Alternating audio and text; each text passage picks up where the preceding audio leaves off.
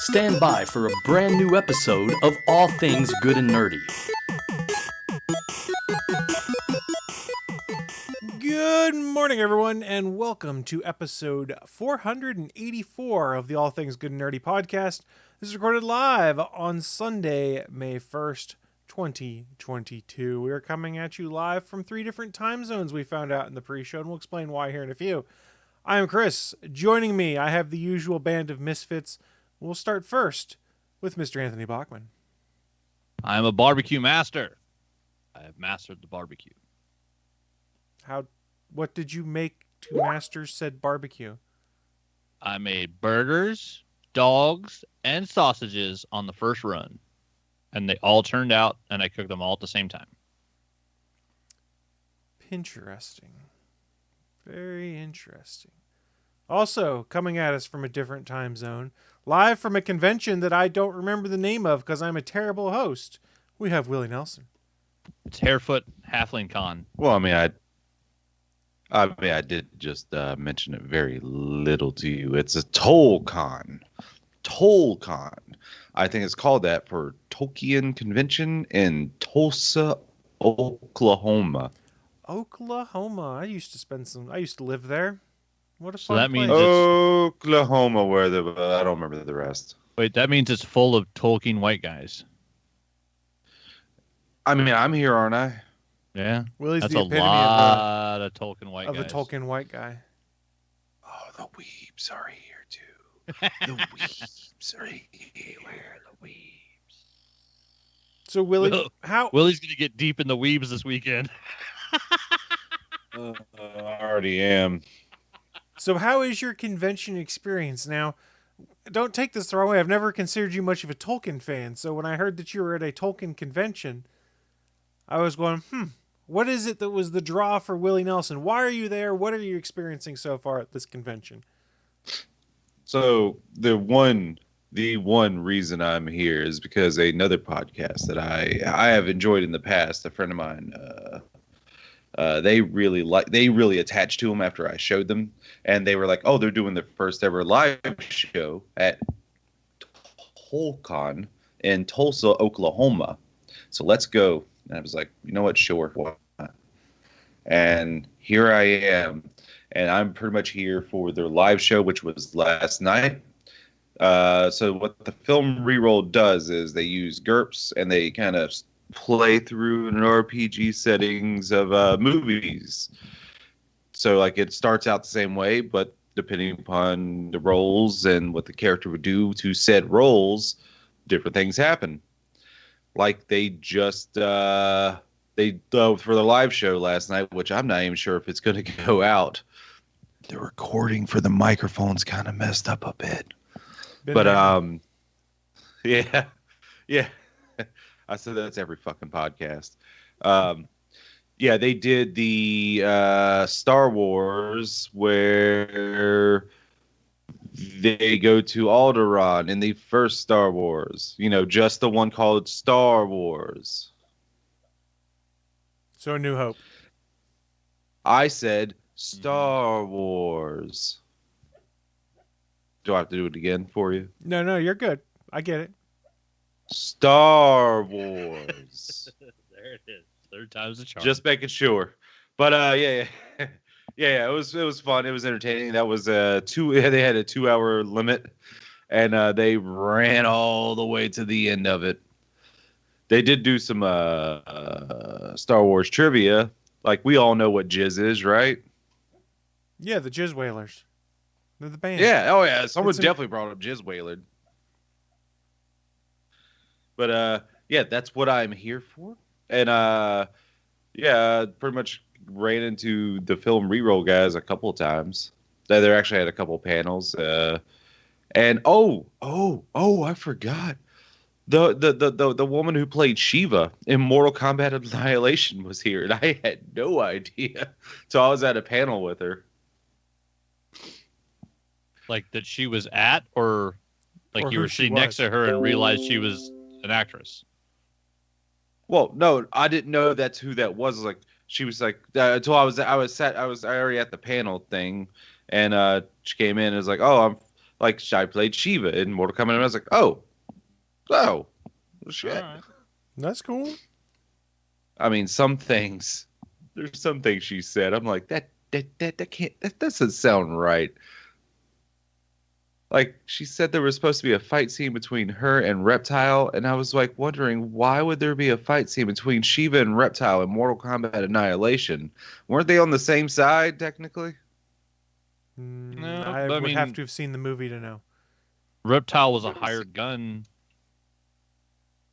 so he could have been Well- sent after anybody, right? Well, wasn't Reptile just a literal reptile thing, or did it actually turn into a person in Annihilation? It's been a long time since I've seen it, man. If I remember correctly, yeah, because he shows up at the end of the first Mortal Kombat, and he actually is like the ninja. also Yeah, turns he was in into the a first lizard. one. Yeah, Yeah, he was in the first one like a lizard. The crappy CGI. Yeah. Well, it's not crappy. It was just 90s, so it's not crappy. It's just but of yeah. the So time. Lady Shiva, so Margene Holden, yeah.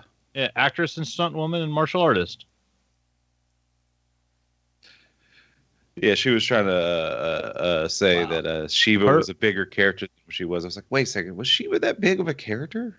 in Well, Mortal I mean, it Kombat, probably the was. games? It probably was if you were the person filming all the scenes for that character. Fair enough. I For can't. sure. Yeah, you're probably right in that. Or known for it on definitely IMDb is pretty awesome. It starts Oh, with yeah. Mortal Kombat Annihilation. Shiva, of course. Oh yeah, a She lot was of cool in stuff. Bruce Willis's Hostage movie. She was in the Well- Lost World Jurassic Park. And then Yeah. her fourth movie, she was a stewardess in Stop or My Mom Will Shoot. Oh, That's a great top four. that is actually a That's great not top bad. 4. Yeah. A Mortal mean, who- Kombat, a Bruce Willis action film, a Jurassic Park, and a Stallone film? Well, Damn. the Bruce Willis thing, we can get that out of there. So, Yeah, but Hostage was a good movie. so I've never aside seen from the panels that you went to for this podcast you're interested in, what other kind of stuff you been getting into at this Tolkien convention? This hotel room, it's a pretty nice. I'm in Tulsa, Oklahoma, man. What do you want from me? Oh, I didn't know if there was any cool stuff going on outside the convention, or if Barbecue? there was any like a lot of these conventions nowadays. They'll get some good food trucks that come outside for them and stuff Well, like that. Chris, hold on. Oh, Bachman. Yes. You think I left North Carolina, the home of the best fucking barbecue, to go get barbecue in the Midwest? The fuck are you doing? Figured you might want to try some different barbecue. The best barbecues in North Carolina. You got Lexington or Eastern style. One is tomato based, one is vinegar based. Ugh. Fuck those South Carolinians that say mustard base is the best. They can go fuck themselves. Well, Willie, you are in Oklahoma now, so I do have a place to eat suggestion for you. It is a place I loved when I was a kid and lived there. It's called Brahms. It is a combination of an ice cream confectionery and a burger joint. So you can get Ooh. like your cheezeburger I've with a heard of Brahms. milkshake or a malt drink and stuff like that as part of the combo. It's absolutely delicious. It's fantastic. Okay. Brahms, send me a thing. I will send that to you. But there is a place right across the way that I can see in the same little area from this hotel.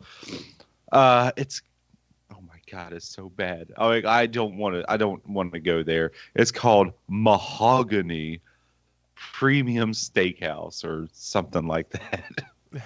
Or I don't know if it says premium, but it's a steakhouse, and his name is Mahogany. It sounds like such a pretentious place. Like they probably bring out steak to you on a slab of On mahogany a piece of wood. I'm like, go fuck yourself. And I think I saw on the on the Google thing, I was like, just looking for places nearby when we're just looking for places, and it shows that, and the prices. It doesn't even use the dollar, like the amount of dollar symbols to do it. It just says $100 plus. I was like, for mahogany. Ooh. Fucking Tulsa. I apologize if anyone here is from Tulsa. I never spent much time in the Tulsa area, but I'm familiar with the area just because of living nearish. I mean, it happens. But yeah, I've been going to some panels. Definitely waiting for that re-roll thing.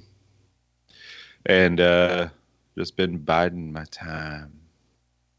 I think today is Oh shoot, my phone's all the way over there. I think there's gonna be a silent auction today, which I probably will have to leave after a while for that.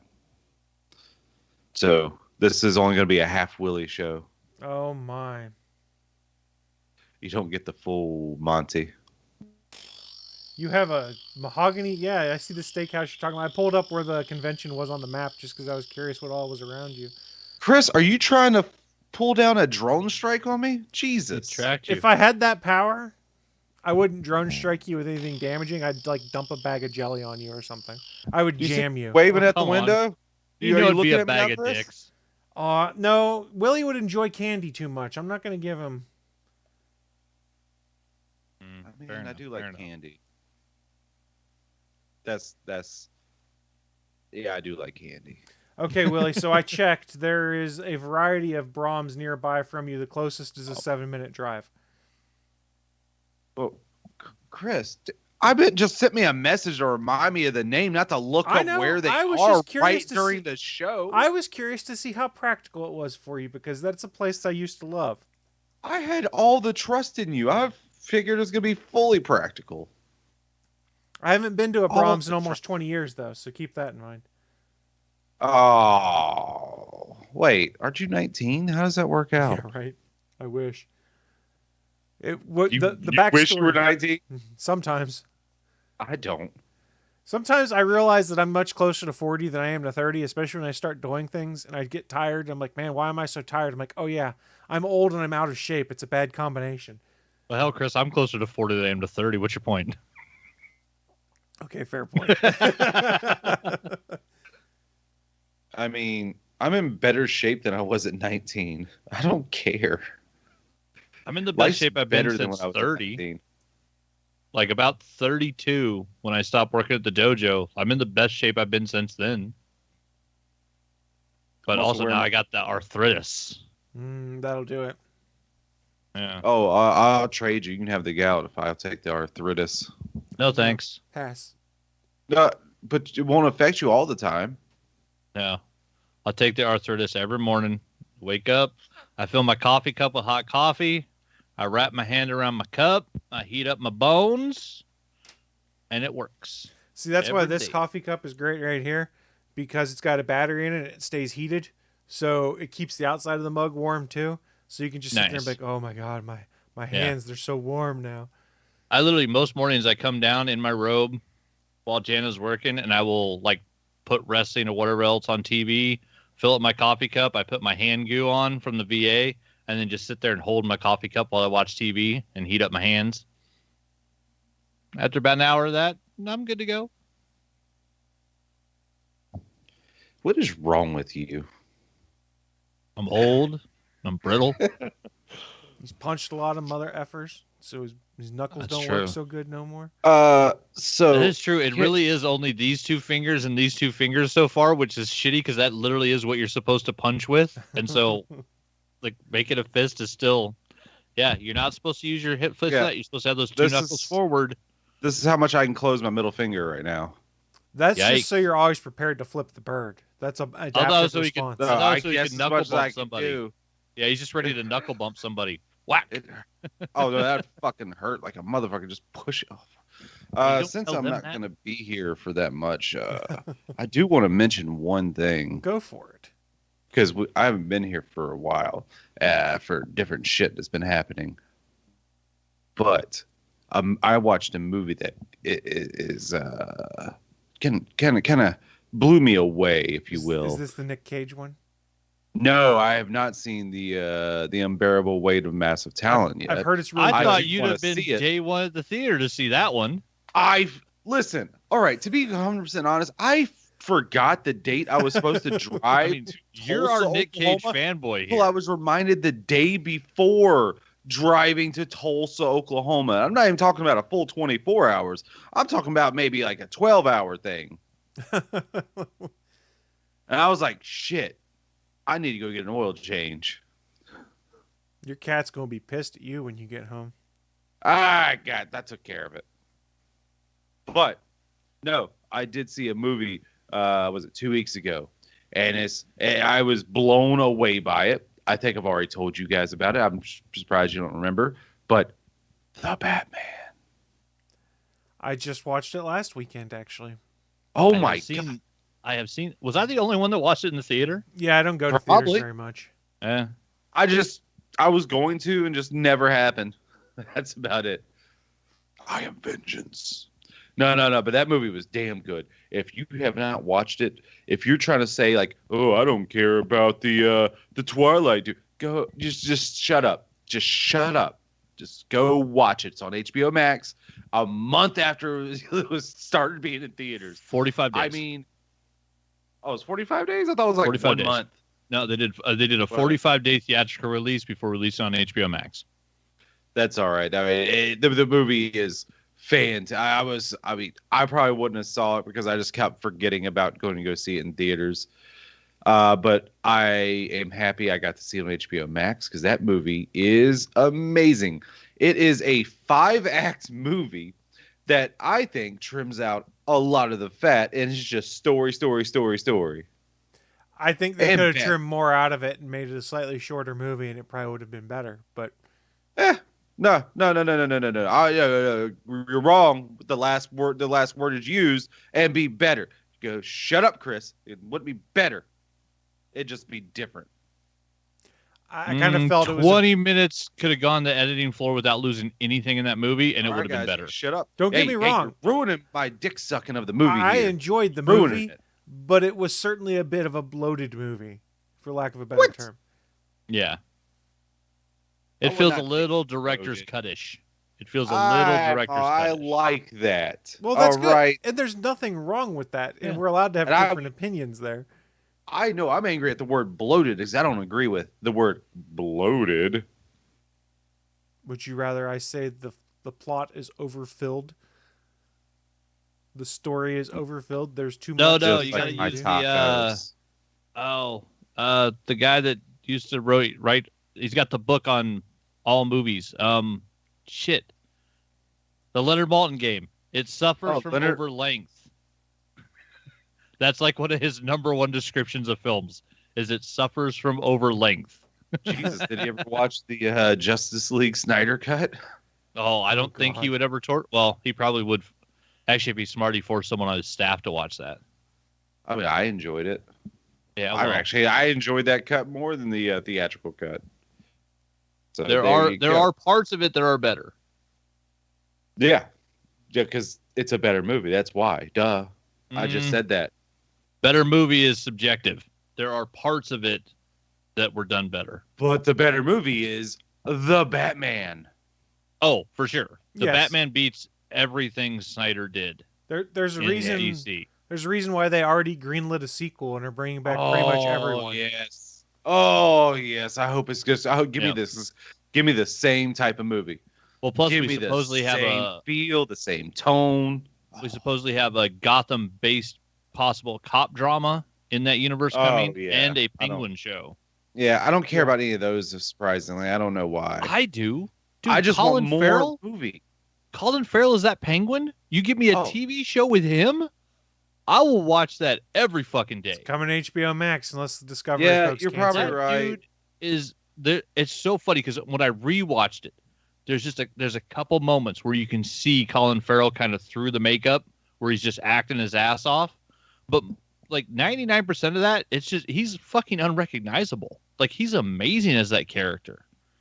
You're probably right on the shows. I probably will end up liking it. I don't know why my mind's like, meh. That's just what my mind does. Like, meh, I don't care. But I know I'm probably going to watch it. I'm probably going to like it. I don't know why I'm like this. It's HBO Max, too. I mean, they have a good track record.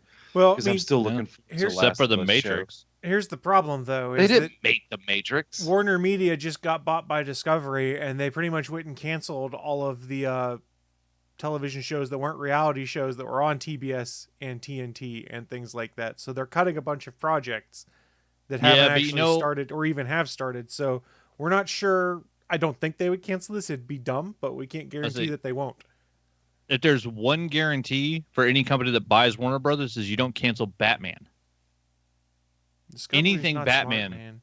Yeah, but anything Batman works and makes money. Dude, we're talking about the channel that owns the Learning Channel and Discovery Channel that blasts out 90 Day Fiance and Dr. Pimple Popper 24/7. Ugh. Yeah. Yeah, that I don't know. I think the Learning Channel should be like whatever that thing happened where MTV can't call themselves music television anymore because they haven't shown a video in like 40 years. Yeah, they just Like call it MTV now. Yeah, the Learning Channel shouldn't be allowed to call themselves the Learning Channel. They should just be called TLC, and like we show shit reality. To be fair, they do just call themselves TLC. Most people don't remember what it stood for. I mean, but let's be honest, Discovery Channel also, you get a bunch of reality television show stuff, but where's like the cool kind of stuff like Mythbusters and things like that we got used to get. If you're lucky, you get reruns of that on the Science Channel, which I'm fine with. Science Channel, they've got some cool content, but Discovery and Discovery Media is all about reality TV because it's cheap to make. So they're canceling a bunch of the expensive stuff to make that was on TNT and TBS. Like if you like Snowpiercer, supposedly it got renewed prior to this acquisition. Now no one's really sure whether it's still going to be renewed because they canceled everything else that was live action on those channels. Well, that one also probably helps you got an Oscar-winning actress in like the lead on that show. So I mean, was it's Snowpiercer probably any good? I haven't seen the TV show. I've heard it was. TV show, but I mean, it's got Jennifer Connelly in it, like, and she's amazing. Like, she's been kicking ass since The Rocketeer. And Sean Bean. Sean Bean's in it too. Yeah, All right. still alive. Yeah. You sure? They haven't killed him yet. You sure? I'm 100% positive. I love that they actually made a show that was all about him dying as different undercover agents.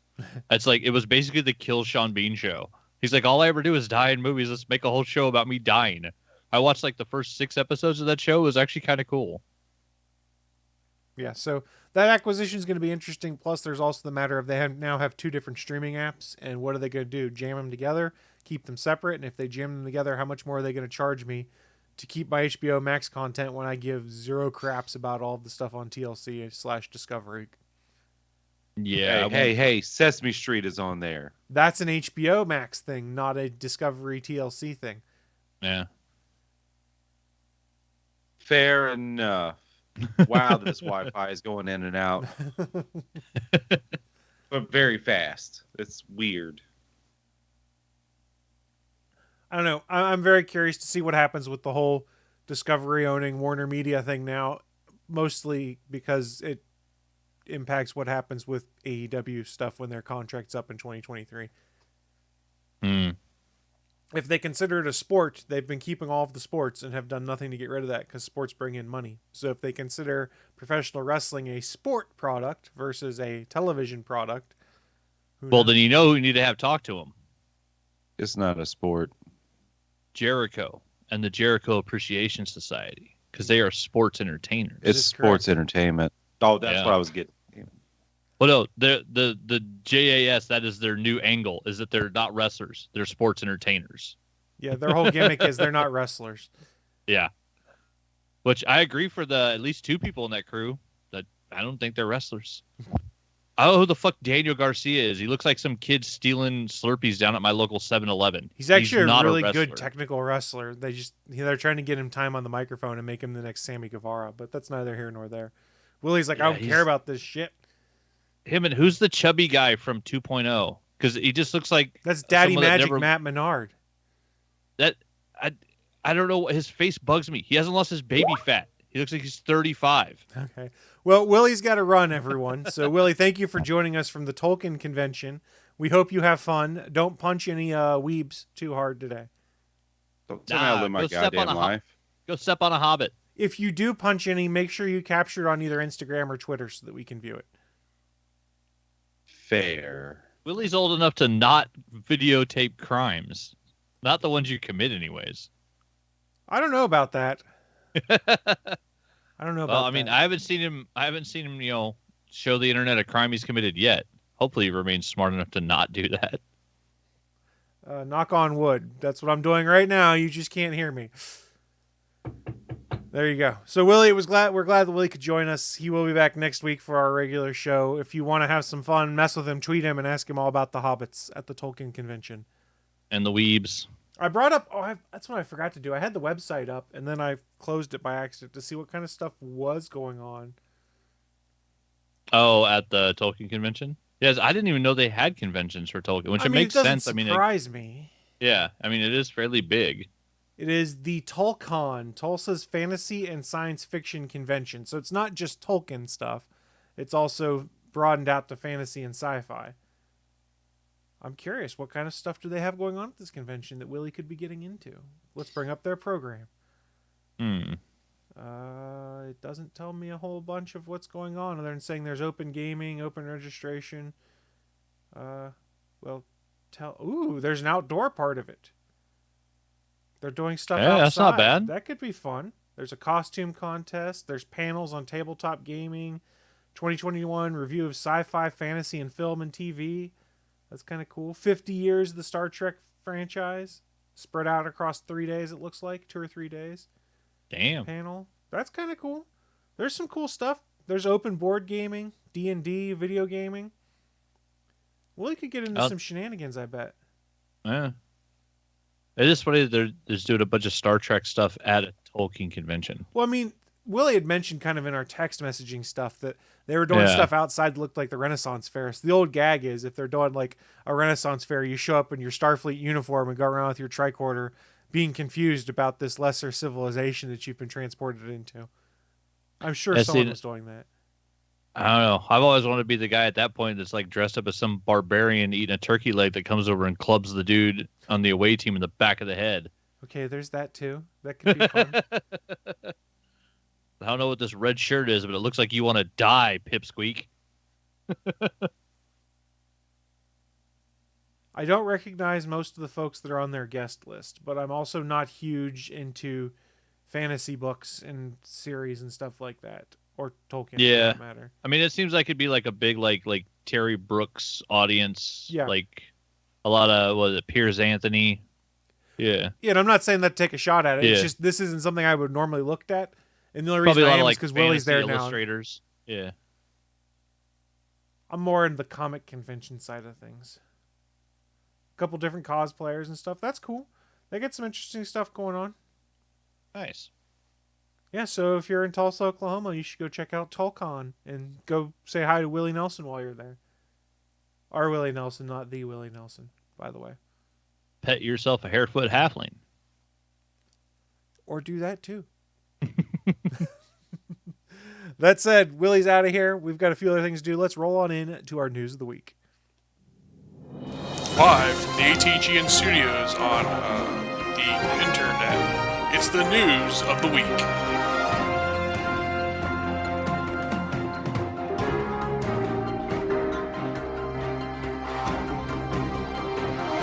Welcome to the news of the week. It's that part of the show where we run down what's in our minds some of the most interesting geeky and or nerdy news to have popped up here in the last week or so and share it with you guys who are watching live or listening at a later date. And we're going heavy on directors leaving projects this week, we realized. And this is not coordinated. We both put our newses in and went, well, isn't that kind of ironic? I added a bunch of other little fast bits, too, if you want to hit some other things from CinemaCon. Yeah, and I've got a few things that we can pick up. Well, we'll start with one of the little things. Did you see on the Marvel release schedule they flip-flopped the Marvels and Ant-Man's release dates? No, I didn't see that one. Yeah, some people are like... so many movie moves. Yeah. Like, it's... So much stuff's getting shipped around. Shazam moved. I think Black Adam got moved again. Like, there's so many moves going on. Some people are freaking out thinking that means bad things for the Marvels. I think it might just be more of, hey, we just had a bunch of these people come and finish filming Ms. Marvel. We need to take a bit of a break before we come into a movie is probably what I think is happening. But there are people that are supposedly insiders or plugged in that say this spells trouble for the Marvels. But again, this is probably those same people that just have a hate boner for Brie Larson. So... Well, plus you got to figure Ant-Man and the Wasp, the majority of it is them in a suit. Right. And then with Miss Marvel, because of the way they changed her power, every scene that she's in is a CGI effect. Because, I mean, she doesn't grow her body, which I got to see it before I hate on it, but I don't like the idea that they changed Kamala Khan's power set. I like the fact that she embiggened. Like, it was kind of one of the coolest things about that character. We'll just have to see how it turns out. Yeah. I'm kind of happy they moved Ant-Man and the Wasp up because we know Kang is in that. And it's been a while since we had our introduction to Kang and Loki. Yeah. So kind of moving that up is kind of that refresher of, hey, this character we introduced, here's some significance, which then might mean that Loki season 2 could be coming sooner because I assume they were waiting to do stuff with Kang in Ant-Man before they got too deep into Loki season 2. Well, and depending on who's on the Illuminati Council, we might have another reference to Kang in the upcoming Doctor Strange movie, which we're a week Friday, away from. Less than a week away. As far as I know, it's the one movie that can't move at this point. Anything else is up for grabs. Anything else might move. Yeah, you're not pretty wrong. sure Doctor Strange isn't moving. I have made a concerted effort after they released the last trailer to watch no more content on it because they keep releasing like these mini features and stuff like that a Wanda Maximoff in here, and it's kind of cool supposedly because it goes into WandaVision and how that ties into it. But I'm like, no, I don't want to know more because I think this has just got so much weird stuff in it. I don't want them to accidentally give something away to me. I never watch any of that stuff until after the movie. Then, I mean, like, I just got my Far From Home DVD, sat down and watched the 8 hours of bonus content, watched all of that shit. I'll watch it all after the movie. Yeah. But yeah, I don't want to see all that stuff before the movie comes out. So you mentioned Far From Home. That gives me a good segue into my News of the Week story. As you guys might be familiar with director John Watts. He's directed the last 3 Spider-Man movies. He did 3 Spider-Man movies in, 5-6 years? Dude's been busy as something hell. Like that, yeah. Well, he was on the list, and he had been signed to do the Fantastic Four movie for Marvel, which I don't think has an official release date yet, just upcoming at some point. Well, I think this got overblown a little bit once you get past the headlines, but the basic headline story is that John Watts will no longer be directing Fantastic Four. And if you just read that headline, you're like, oh shit, was there some kind of creative mishap there, or is he pissed off at the MCU? No, that's not that at all. So Deadline reported that John Watts has amicably walked away from Fantastic Four out of a very understandable desire to take a break from making superhero movies. In a public statement, Kevin Feige expressed that working with Watts on the past 3 Spider-Man movies was a joy, and the studio would very much like to collaborate with him again in the future. Basically, you got to think, the Spider-Man movies for John Watts probably opened a lot of doors for him.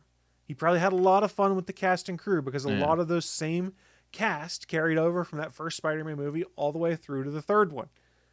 But at the same time, he just directed 3 mega blockbuster Marvel movies in 5 or 6 years.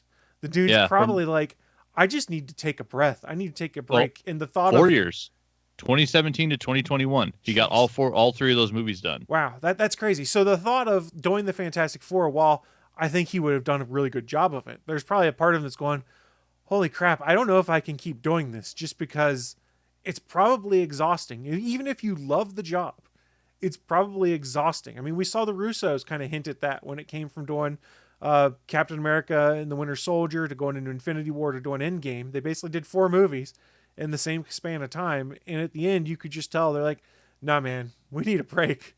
Well, put it this way. It was the same thing. Spider-Man was 2002. Spider-Man 2 was 2004. Spider-Man 3 was 2007. So Sam Raimi did the same thing. And it took him 5 years. So it took him a year longer to do his 3 Spider-Man movies. And he went and did a horror film afterwards because he's like, I can't fucking do this giant blockbuster crazy. Because it's not just that they're directing the movie. As the director of these movies, they are in charge of a city full of people. And every decision goes through them on its way up to Kevin Feige. Right. Because as a director, everything's your fault if it's bad.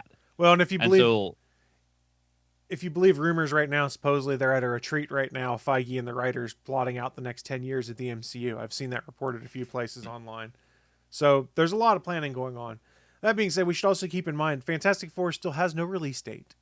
We know they want to do it. So it's entirely possible that other things could crop up. Fantastic Four slides to the right. We could be a year or 2 from now being like, hey, John Watts is back to do Fantastic Four, because he could have gotten his break, gone and directed something else to kind of change up his palette a little bit and be like, hey, I know we're still in good terms. Is Fantastic Four still out there? Because I'd love to do it. I wouldn't be shocked if that happened from the way they've described this split. It wasn't creative differences. It wasn't the fact that we can't work together anymore. It was, I have busted my butt doing 3 movies, and I just need a break, guys. And his palette cleanser might be, if it's what's rumored on IMDb in pre-production, is an untitled George Clooney / Brad Pitt / John Watts project. Interesting. So, Ocean 72, God, something without. Awesome. I'm just saying, it'll be something where it's a whole lot of walking and talking, and maybe not many, wire gags. Right. Or he's not having to run, a crane in every scene, where a third of the movie is in front of green screen. It's literally just 2 guys in suits standing in a room while Brad Pitt eats an apple. You know, might be a little easier as a director. I'm just saying, kind of, change of scenery, different actors. Yeah, he probably loved working with all those kids for 5 years, but also he worked with kids for 5 years. And one of the things they tell you in Hollywood is don't work with kids or pets. Yeah, but those are some pretty talented kids. Let's be honest here. They are. Yeah. Well, and now they're all like in their mid-20s. Yeah, so. now they're all in like their early to mid-20s. It's crazy.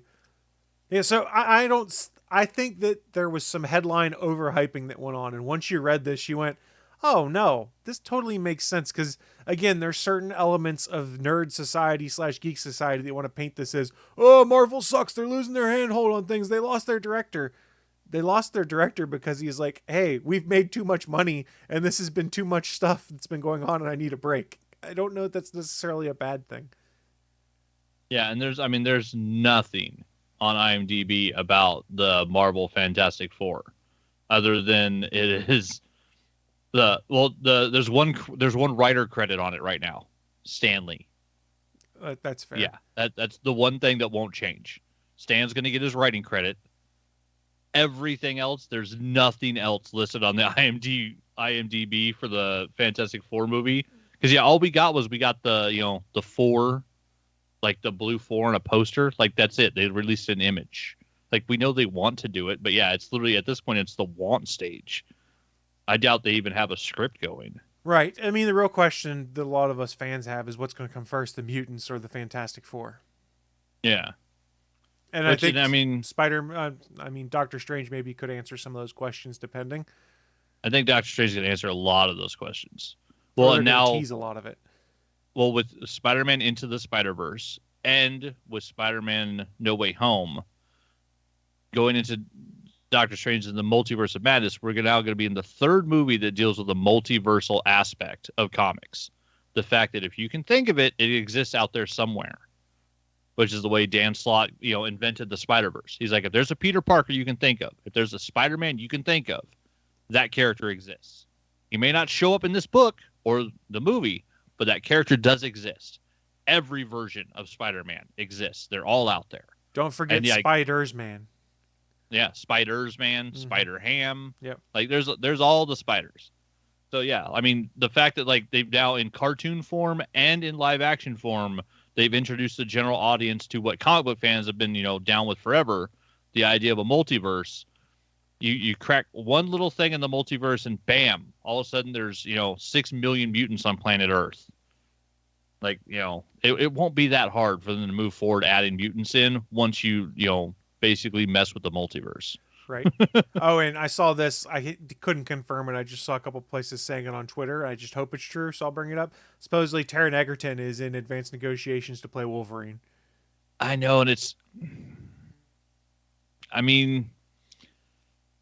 I want to say something bad, but I can't. I love the kid. He's a great actor. I liked Eggsy in... I think he's a good actor. I'm Secret curious Service. to see what he could do with Logan. Well, and it's like, he just played Elton John, and I think, yeah, but Hugh Jackman was a song and dance man in Australia before he became Wolverine, so you can't think that that's a bad thing. Like, yeah, I mean he's got and they worked together. Yeah. They did Eddie the Eagle together. He's got the action chops to do it between the Kingsman movies. He did the Robin Hood movie, which wasn't very good, but was still him getting to do more action stuff. The real question is, can he grow sideburns? That's the one thing we don't know about Egerton. They'll just CGI him. The only CGI, his claws were real, but we had to CGI the sideburns in. The fucking kid just can't grow sideburns. Dude, joking aside, that's something they're pretty good about, being able to do fake if they need to and still look real on screen. What was it? I think it was the first X-Men movie. Yeah. Hugh Jackman's sideburns were makeup until he finished growing them out. Yeah. Because the first 6 months, his were really thin and they were growing up. So they literally had to plaster them down, glue the fake ones over them until 6 months into filming. Then he showed up to set and actually had sideburns, had the Wolverine chops. Because for those that are unaware, Hugh Jackman was not the original choice for Logan. He was in fact the secondary choice, and it was Doug Ray Scott, I think, is who they cast originally. Scott, yep. And he was no longer available, I think, because Mission Impossible 2, was it, that he was committed to, and it ran over? No. Thank you, Tom Cruise. The motorcycle scene where they crash into each other, Doug Gray Scott cracked a rib. That's what it was. Yep, he cracked a rib, and good on him. He actually contacted Bryan Singer and said, I still want to do the role, but I don't believe I would physically be capable of performing because I just hurt myself on Mission Impossible. Mm-hmm. So yeah, he was decent enough to admit it. He could have just flown down and tried to do the movie and fucked up a production and slowed things down and cost the company, probably millions of dollars by showing up injured. But he's like, no, I fucking cracked a rib, man. I don't think I could do a movie where the role is all stunts. Wolverine's first scene, he's fighting in a cage shirtless. Like, if that stuntman accidentally actually clips you in a cracked rib, yeah, I've had bruised ribs, and I didn't want to live. So I can't imagine an actual crack in a rib, because every time you breathe, it's pain. It's just constant, nonstop pain.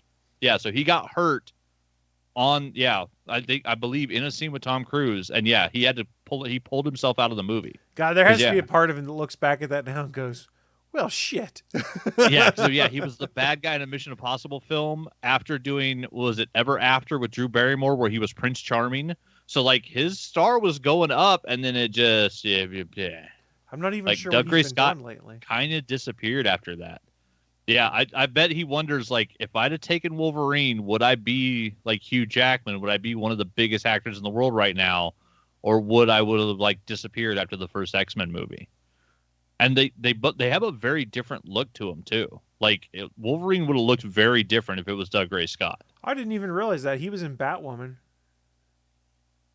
Oh yeah, he's the dad. Colonel he's Jacob Kate Kane's Kane. dad. Yeah. Yeah. Which canceled, by the way, Batwoman. Yep. And Legends of Tomorrow. I think all they have left now is Flash and Superman and Lois. Yep. The Berlanti verse is slowly dying off. Well, I mean, they told us the Batman story of Arrow for 10 years basically. They built a whole lot out of, a rich kid crying about his dead dad. You're not wrong. And by all accounts, Superman and Lois is really good. I just still haven't gotten to watching it because I just got exhausted of superhero TV shows for a little bit. The consequence of podcasting about them for so long, I think. We were watching that one together for a while. I can't remember why it's ridiculous how many shows you fall off when they're because we were watching Chucky, we were watching Superman and Lois. We're still currently watching Face Off. There's so much TV that then it's okay, which of the 9 streaming apps are we turning on tonight to look for an episode of something to watch? Because then it's also a question of finding them all. But yeah, I mean, yeah, Superman and Lois was really good. I actually like the fact the kids they got on that show playing the sons. I think I watched I think I'm halfway through the first season. It's a solid show. It's really good. And I love that guy that plays Superman on there. He does a solid Clark Kent, and his Superman ain't bad. Yeah. Well, that was it for my news. We kind of went off a couple side jags there, but let's go to your director news before we side jag off of that director news. Oh, right. Yeah, I don't know. I can't think of it. Mark Bernardin had the best line ever. He's like, it should just be, why is it Fast X? It's Fast 10 your seatbelts. Yeah. It's right there. In the movie franchise that has the worst titles ever. After 9 just ridiculous titles, we get Fast X. So now it's Jason and Fast. Both end with X. What you mean having a movie called Fast and Furious and The Fast and Furious isn't confusing? I mean, and I listen to Doug Love's movies, so I mean, correct title. That's one of the hardest franchises to name the movies in a row. The Harry Potter films are easier than the Fast franchises. Yeah. I mean, it's tough. But yeah, as Chris mentioned, we are losing. Justin Lin is exiting as the director of Fast X, but will remain as a producer. It was announced this week that he has departed. He put up a statement. With the support of Universal, I've made the difficult decision to step back as the director of Fast X while remaining with the project as a producer. Over 10 years and 5 films. Somebody over at Slashfield did the math. Roughly $7 billion he made for Universal directing those films. We've been able to shoot the best actors, the best stunts, the best damn car chases. On a personal note, as the child of Asian immigrants, I am proud of helping to build the most diverse franchise in movie history. I will forever be grateful to the amazing cast, crew, and studio for their support and for welcoming me into the Fast family. I've heard a whole lot of speculation about this. Because, he started with Tokyo Drift. He did Fast and Furious. He did Fast 5, Fast and Furious 6, and then came back for, Fast 8? or no, for Fast 9. And so like he was set to to end the franchise because like he's a great director and he's done the majority of them. But he did the best of the new Star Trek films too. Side yeah, note. I mean he's done some great stuff. And he's a hell of a director. Right. But yeah, so like there's a whole bunch of rumors going around that we all know there's only one difficult person to work with in the cast, really.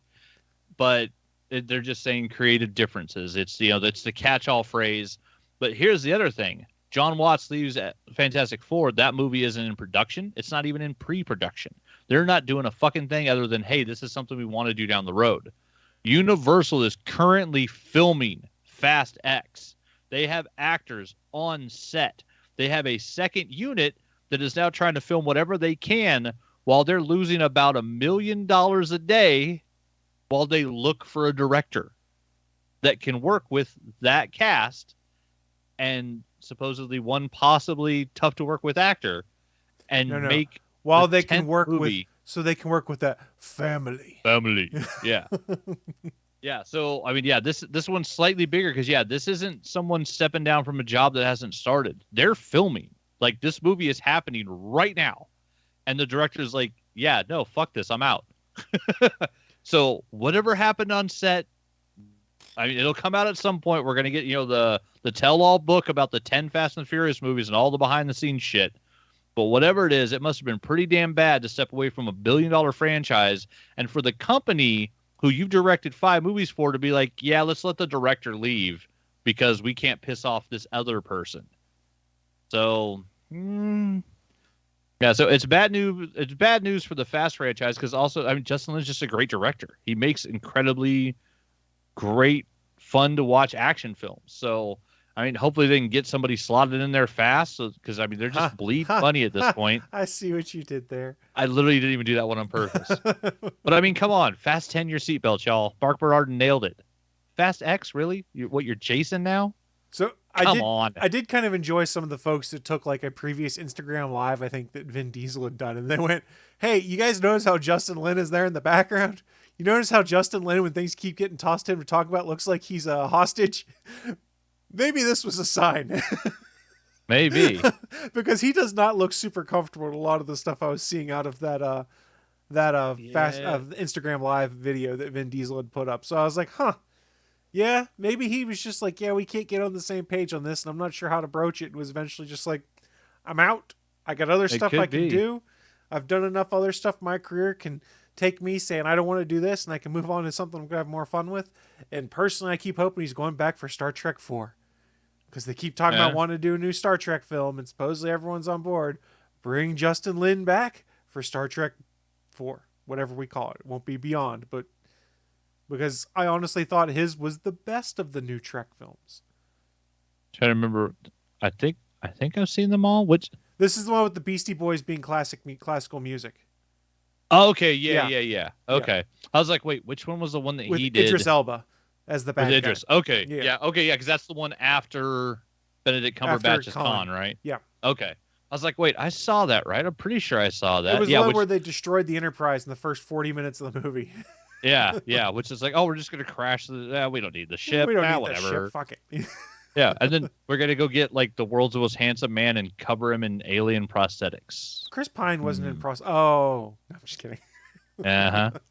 Yeah, the Beastie Boys one though. Yeah, I mean that was like Justin Lin doing his version. Yeah, but I'm dragging mines. Like I don't know. It felt that whole sequence felt very Galaxy Quest to me. It's like, oh yeah, well Beastie Boys, bitch. Yeah.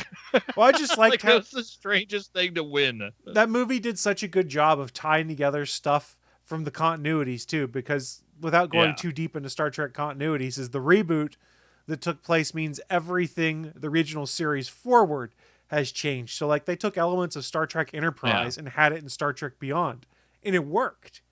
It was actually really cool. I enjoyed it. I thought it was really good. I go back and watch that movie from time to time as it is now. And it is about to storm. I just realized without any of my studio lights on, because it was bright earlier, it's you just got a little dark dim. It was raining all day here. Didn't stop me from barbecuing in a monsoon. Well, it was not raining yesterday, and I was hoping it would stop raining today, so some of the work that that the contractor had hired outside we could finish up, but I don't think I'm getting the railings back on my deck today. No, probably not. No, we have a gap this afternoon. Maybe then, who knows? And a couple other little tidbits. This was awesome news to see on Slash Film. Everything Everywhere All at Once drops 0% in its 6th weekend at the box office. So word of mouth has actually got this movie to break even with last weekend. So it's, still a very small independent film, A24, but everything I'm hearing about this movie is amazing, and it didn't drop this weekend in its 6th weekend. That's fantastic. Apparently, The Bad Guys is really kicking ass at the box office, just waiting for Doctor Strange, which we all know come Friday, Doctor Strange is taking over the box office. And then, let's see. Oh, yeah. And then we also had a CinemaCon, had a bunch of just little tidbits of stuff. Some stuff, was shocking. Some stuff that wasn't shocking. I listened to the whole Slash Film Daily podcast about all the stuff that they've been seeing at the CinemaCon. Apparently, they showed the first 10 minutes of The Way of Water, Avatar 2. And the only, apparently technology upgrade we're seeing is a fast frame rate, like the Hobbit films. So I guess it's not going to be like the technology leap forward that the first Avatar movie was, which is also kind of sad because he's been working on this for 10 years. And the only advancement is you're going to make the film go faster. All right. But yeah, so we got actual footage of Avatar 2. So I think people might actually be starting to get excited that this movie might actually exist at this point. Not me. Don't care still. Well, that's me on the Flash movie. Yeah, Garbage Suit Flash doesn't exist. And I mean, the way some things keep happening, I may get my wish. That movie may not exist. Yeah, right. No shock at all. Batman 2 was actually finally announced, which no one was, surprised by that. They showed a little Doctor Strange stuff. Black Adam got an official description, which if you read comics, wasn't anything you needed. Apparently they showed a little bit of the Barbie movie. I guess we're getting Margot Robbie and Ryan Gosling as Ken and Barbie. I forgot about that, honestly, until I saw that on there. I went, huh. Yeah, and somebody made the joke about it. I was like, yeah, that sounds like the whitest movie ever. Which, I mean, yeah, it's Margot Robbie and Ryan Gosling as Ken and Barbie. It might be the whitest movie in history. But yeah, I didn't even know this was coming, and it sounds hilarious. Ghostbusters, apparently some people were saying it was Ghostbusters 5, but it's going to be a sequel to Ghostbusters Afterlife is what we're getting. So depending how you look at that franchise, I mean, it's great because, I mean, hopefully we're going to get Jason Reitman back as the director, which would be the only way I would think they would go forward with this movie. But I mean, yeah, Afterlife was a fantastic film. I'd love to see more for that to keep going. Especially, with those kids, get podcasts back in there. Egon's granddaughter, that little actress was so badass. She carried that whole movie on her little tiny shoulders and just killed it the whole time. So hopefully they're getting the cast back because, I mean, that's something, if you're going forward with that, with that storyline, you want to see that cast back because they were just top to bottom. It was a fantastic cast. I guess there was a small little teaser of the Wonka movie starring Timothée Chalamet, which I don't know. Again, it's kind of one of those things. It's like, why you can't redo Nightmare on Elm Street? Because it's not Robert Englund, so it's not Freddy. This is not going to be Gene Wilder, so it's the second time to try and redo it without exactly. Gene also. I mean, good luck to Timothée Chalamet, but I think it's just like what was his name that did the remake of Freddy? Jackie Earle Haley. Yep. Jackie Earle Haley is an amazing actor, but if you're coming out the gate 500 points behind in a football game, you're going to have trouble winning because you're at a losing end at the start of the process.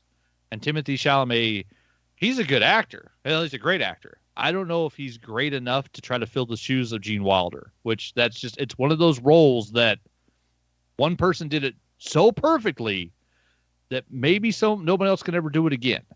We've gotten 5 different Jokers that are all good in different ways and some that aren't good at all. But they're all different versions. Being Wonka, it's all, I've heard lots of talk about all these different movies and stuff. It's the role.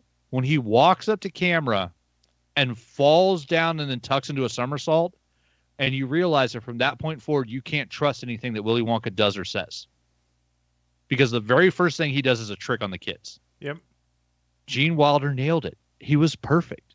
We're getting a Wicked movie So for those of us that might never make it to Broadway, which the girlfriend keeps telling me I need to see Wicked, I would like to see Wicked at some point. If it ever came to the Morrison Center here, I might see Wicked. But if I don't see it in time, apparently it's going to be released in 2 parts, with the first movie coming out Christmas 2024 and the following Christmas of 2025. How that's being split into 2 movies, I don't know. Maybe the play really is that long. I have no I don't know how much they got going there. But yeah, so we're getting 2 Wicked movies. No, not shockingly, Venom 3 was announced. Duh. They made money with Venom. I don't know how the hell Morbius made no money, but Sony's going forward with Venom 3. They're taking a character named El Muerto, who is only in 2 issues of Spider-Man, and giving him his own movie.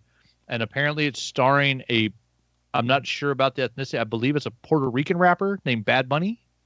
I believe that's the case. I'm not 100% sure. Getting a rap star as a luchador villain in another Spider-Man villain movie that doesn't have Spider-Man in it. I don't think they realize that the one thing they're missing from their Spider-Man villain movies is Spider-Man. God damn it, Sony.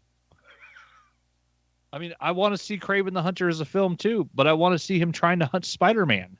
Otherwise, what's the point? He's going to hunt Venom now. Well, maybe. But yes. So yeah, in the article I got, that was the last little tidbit they had from CinemaCon. So yeah, there was that, and then we had a bunch of movie moves, other stuff that things being shifted around. Shazam's going to be shifted, I believe, a week further because DC did finally get scared of the launch date of Avatar 2, which we're supposed to get that at Christmas. So I want to say it's December 12th. Avatar 2 and Shazam Fury of the Gods are going to come out, and DC's finally maybe we give Shazam a week. Let Avatar, just bathe in the box office, because we all know it doesn't matter. It could be the worst movie ever made. Avatar's going to make $200 million its opening weekend in America alone. It's going to make cash because people love that first movie. It's part of the 2 billion club. There's only 4 movies that have ever made that much money. This movie is going to make all the damn money again. The fact that they're even only giving Shazam a week is kind of sad, because Shazam is once again going to get hurt at the box office.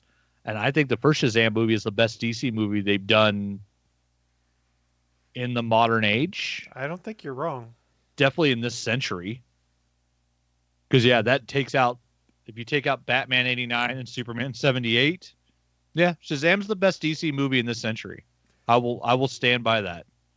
Supposedly they showed off a lot of footage from the Flash movie, but it was all focused on Michael Keaton's Batman, which I'm intrigued by. Which he had multiple different bat suits and stuff, and then he dropped the whole "You want to get nuts" line that we saw in Batman 89. No, he did the nuts line again? Nice. While in suit as Batman. Oh, man. Yeah, I mean, I want that movie to go away because I hate what they did with the Flash.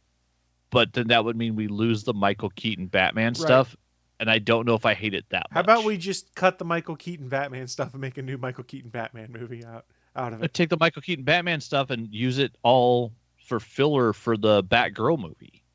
That's true. Or was that a series? I can't remember now. I have a hard time keeping track of what all they're doing.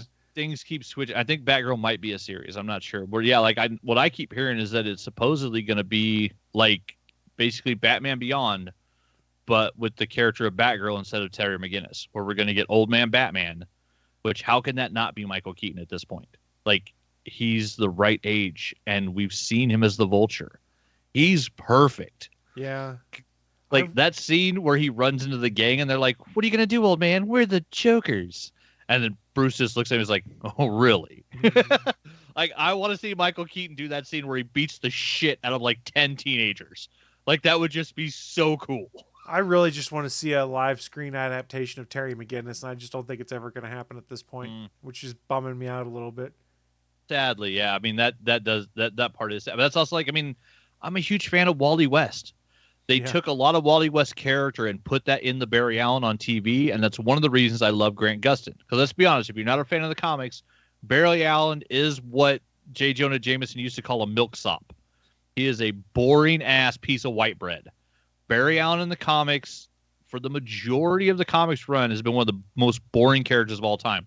Wally West, who was Kid Flash, who became the West, who grew up with his homie Nightwing, who, that's my Trinity. is freaking Kyle Rayner as Green Lantern, Wally West as the Flash, and Dick Grayson as Nightwing. Those three, that's the best DC storytelling right there. And that's the Wally West that can travel through time. That's the Flash that is the fastest, that can go through, that can run through anything, who can steal inertia from other objects or run through them at a point where he makes them explode. Like, Wally West learned all sorts of different Speed Force powers that none of the other speedsters figured out. And what that character isn't has ever been portrayed on screen. We've never gotten, like, the one Green Lantern we got was the worst possible mix of three of the Green Lantern characters. Because it wasn't Hal Jordan. That's not who Ryan Reynolds was playing. And it also wasn't Kyle Rayner. It wasn't Guy Gardner. It wasn't any of them from the comics. That was part of the problem. And I hate to say it, but what freaking Ezra Miller is playing is a character that's never been portrayed in the Flash comics. There's never been a Flash that had a Flash cave. Like, what the fuck is that? There's never been a semi-autistic Flash who can't have friends. Like, Barry Allen was the world's most boring person, but he had a giant group of secondary characters around him. Wally West has like the biggest family of characters around him in comics. You have the source material. Fucking use it.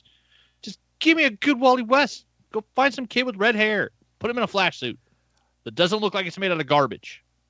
They did a really good job with Wally and Young Justice, but spoiler for people that haven't seen it, he's been dead for multiple seasons on Young Justice at this point in time, so we haven't really gotten much Wally. Yeah. We've gotten Bart Allen showing up and things like that, and you've gotten to see Nightwing really come into his own, but you're sitting there like, man, I miss Wally. Yeah, Wally was great on that show. He was awesome.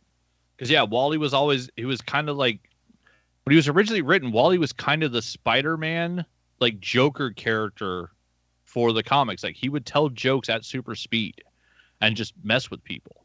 Like, and that was something that, like, you know, Nightwing and Batman and none of them would run around telling jokes. Wally would tell jokes. I should also admit I'm biased. My Flash isn't Barry Allen, it's Wally West. When I started reading the comics, Wally West was the Flash. He'd just recently taken over for Barry Allen. Yeah. So that's what I grew up reading, was Wally West as the Flash, and Barry Allen as the mythical character who preceded him, who sacrificed his life, who Wally's trying to honor.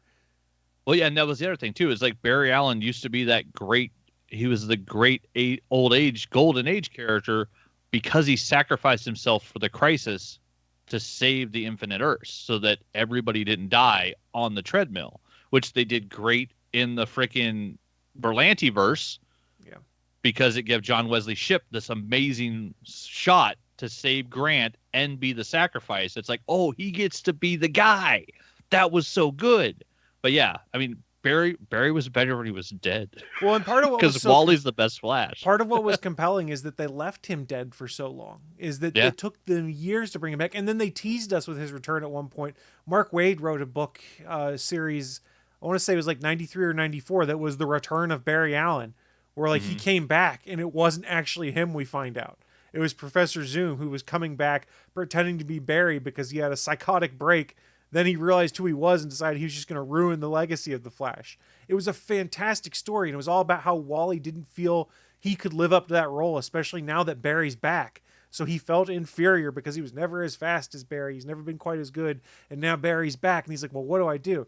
It's Mark Waid writing it, so you know it's going to be good. It's a fantastic story arc, though. And I want to say it was like 92 or 94 or something like that. It was Mark Waid's The Return of Barry Allen. And they literally screwed with us that he was coming back. And then the heartbreaking twist was, no, this is Professor Zoom, who thought he was Barry when he came back at first and then realized he wasn't and snapped. It was so well done. Plus they brought in all the other Flash characters. So you had like Jay Garrick involved in things. You had Jesse Quick involved in things. Mark Waid's run on the 90s in Flash is fantastic. It holds up. Read it if you can. I know they have had a bunch of the trades on Comixology on sale before. I have the old issues in a long box upstairs from when I was a kid. Beat to hell because I reread them so many times because I loved them. Nice. Just beat to hell. Granted, even if they weren't beat to hell, they're not worth much. Apparently the mass market paperback edition is one that's hard to find because I have that too.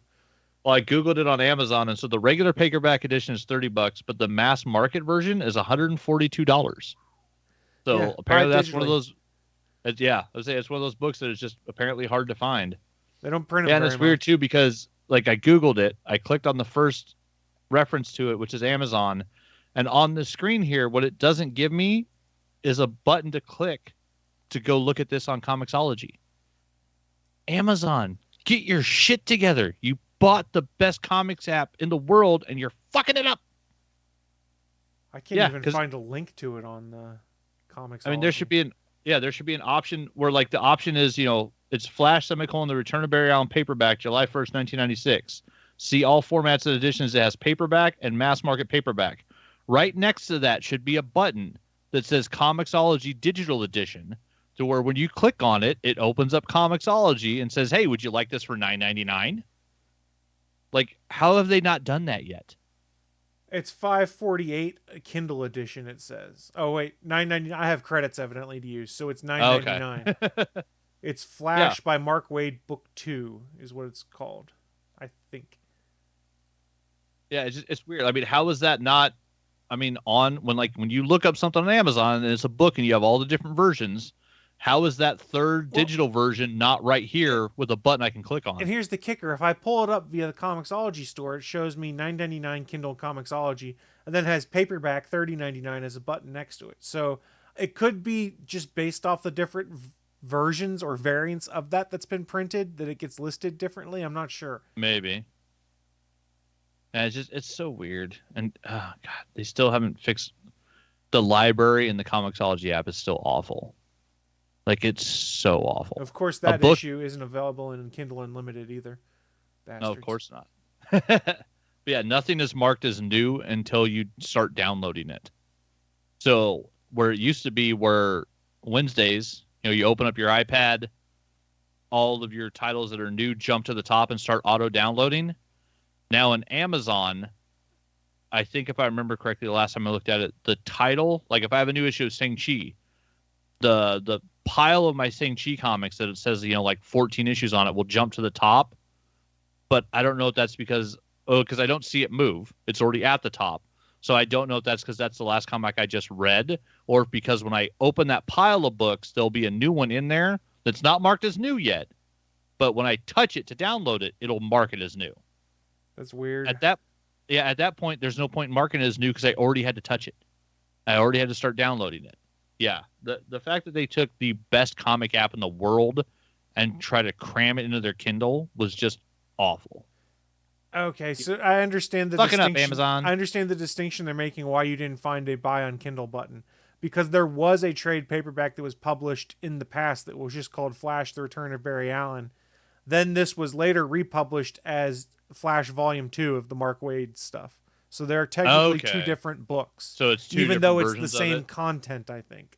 Okay. Yeah, it's like it's where it's when one is named differently. Yeah. Because they republish some stuff. Yeah, that is always a pain in comics, because so many times that stuff happens. And a lot of it I blame on the people that only read issue number ones. But if anyone ever gets a chance, go read Mark Waid's run on The Flash in the 90s. Almost all of it's fantastic. I'm also biased because that's when I first started reading Flash comic books. So maybe that's nostalgia lenses I'm looking at it through. Could be. It probably I also is, would but say I'll go live with read Irredeemable and Unbreakable? Incorruptible, I think is what it is. Incorruptible. There we go. Because, sorry, Irredeemable, his Superman God Bad story is one of the coolest stories ever told in comics. And then the fact that his villain becomes the good guy in Incorruptible, those two series together are so good. Yes, and I would argue Incorruptible is better than Irredeemable. Yeah, I can see that. I enjoy it more than Irredeemable. And I think I read an interview with Mark Waid where he's like, I think I had more fun with that because Max Damage is a more interesting character than the Plutonian. That's true. Yeah. He is. He also has a much better name. Yeah, right. Max Damage. Max Damage. And the coolest, weirdest power ever. The longer I stay awake, the stronger and more indestructible I get. But the less he can feel, too. Yeah, true. But I mean, as a villain, would he just be living on Nodos and Jolt Cola and doing 5-day benders and just tearing down cities? I mean, one of the things they bring up in that comic is it's like an hour after he wakes up is about the only time he can feel something. Yeah, because it's like he has to shave within the first like 20 minutes. Yeah. Or his hair becomes unbreakable. It's a really interesting series, and it's a lot of fun. Mark Waid's a fantastic writer. Yeah. Anything he does is you're probably going to enjoy. Yeah, because he thinks about things in ways that people don't understand. One of the things I loved in the Plutonian is you find out he actually only has one superpower. Everything he does is based in telekinetics. His super strength, his super hearing, his fire eyes, laser or freeze breath, all of it is actually just telekinesis used in very specific ways. I was like, that's genius. Yeah. When he explains how you can have X-ray vision if you just had really good telekinesis, like that shit blew my mind. It's like you can actually explain all of Superman's powers with just the ability to move molecules. It's like, so he's just a really strong psychic. It just doesn't appear that way. Which also means, Prof X is just kind of lazy. He could do a lot more. That's all I'm saying. Well, he's a stronger telepath than telekinetic, though. True. If I recall. I guess yes. I mean, Jean is the wimp. Well, She she's should an be Omega Superman level level. mutant. She should be much better at all these. Yeah, things. yeah. She should be doing Superman type shit with that level of telekinesis that she's got. Man, it's crazy to go look at Mark Waid's Wikipedia, and just see like all of the different projects he's done. You're like, holy shit, this dude's written everything. Yeah, Mark Waid has written basically everything. Yeah, no, I was just because I was thinking about the whole reason I hate number ones, I hate relaunches, and that brings you back to rest in peace, Neil Adams. We lost one of the giants of comics. This is a guy that was working with Jack Kirby when he was 18. He was a teenager who walked into DC and was like, "Hey, I want a job." In 1960 something, and the dude worked with all the giants, stood toe to toe with all of them. If anybody has seen a comic book cover, most people have seen the Brave and the Bold cover of Green Lantern and Green Arrow. Oh no, my ward is a junkie, and Speedy's sitting there shooting heroin. That was Neil Adams. Neil Adams drew that. He drew probably the most iconic cover in comics outside of Action Comics #1. And he relaunched the badass Batman. Neil Adams did everything. And I bring it up because Kevin Smith did this great thing where he re-released the 3 episodes where Neil came and talked on Batman Beyond. And so it's just a big long podcast that's out there. They took it back from behind the paywall. Kevin Smith just dropped it on the Batman Beyond feed. It was like, hey, here's Neil talking. It's great. Go listen to it. And he talks about the fact that the very first comic he ever read was Batman 251 or something, which was a Neil Adams Batman. And that's what got Kevin started. And the fact that I love he was a kid sitting down in a barber chair, and there was a comic book, and he picked it up and read it. And it didn't bother him that it was number 251. When I started reading Amazing Spider-Man, they were in the 300s. It didn't bother. You just pick up a fucking comic book. Oh, it's not issue number 1. I don't want to read it. I hate that mentality. Oh, you need to restart a series because people won't read issue 1412. If you're reading fucking Action Comics right now, you're reading issue 1000 whatever. But we'll be sure to rename it when we get to a 1000 issue milestone. We'll go magically from we just did number 1 12 months ago to now here's issue 1000. Exactly. Yeah. Yeah, I don't know why these companies every time we release a number 1, we get a sales boost for a week. And you piss off all the actual fans of comics. None of us as kids in the 80s had trouble picking up issue 100 and something of a series and just starting reading it.